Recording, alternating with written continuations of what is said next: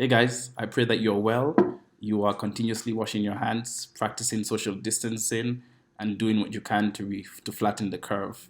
So today I want to talk about boredom and give you just 5 very simple tips that you can do to use boredom to unlock your creativity and get you out of a comfort zone and bring a bit of excitement while you're at home. All right, let's get into it. Tip number one, I want you to rearrange your furniture. That's it. Rearrange your furniture. Turn it in a different direction, your dining table in a different direction. Just change it up a bit.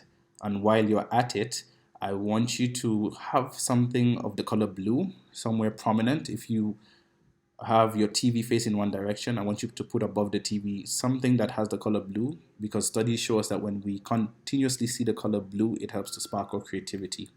Number two, it's totally outside of the box. I want you to interview not someone, but something. I want you to interview a plant or an animal.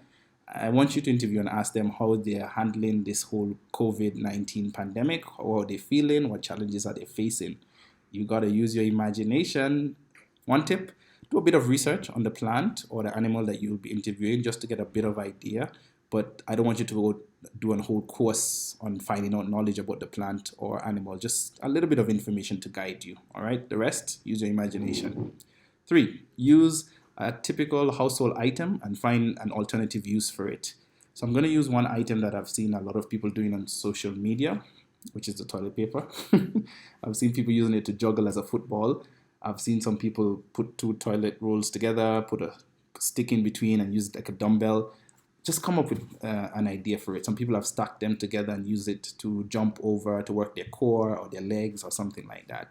So just find an alternative use. Or you can use your typical pegs that you use for hanging out your clothes. You can stack them together, put them together. Just find a creative way of doing it.